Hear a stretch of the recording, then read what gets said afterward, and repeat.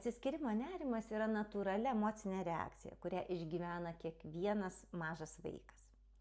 Kuomet ji tampa problema, tuomet, kai tėvai negali bent minutei pasitraukti nuo vaiko, išeiti į kitą kambarį, palikti jo darželyje, mokykloje, kai vaikas negali užmigti vienas savo kambaryje, tuomet jau vaikui reikalinga pagalba. Kokios priežastys sukuria nerimą? Tai gali būti vaikų atsiskyrimas nuo tėvų, tėvų skyrybos. Galbūt vaikas buvo paliktas kažkokioje aplinkoje, kurioje jis pasijuto nesaugiu ir panašiai. Ir kartais gali atrodyti, kad nieko neįvyko vaiko gyvenime, tačiau vis tik jame yra kažkokia dėlionės dalis, kuris sukuria jam nesaugumą. Ir hipnoterapija gali šią dalį pilnai padėti vaikui užsipildyti saugumu.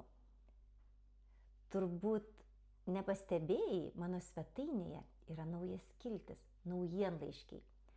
Ten šį kartą įdėsiu patarimus, kaip elgtis su vaiku ir padėti jam, kai jis jaučia atsiskyrimo nerimą. Užsiprenumeruok.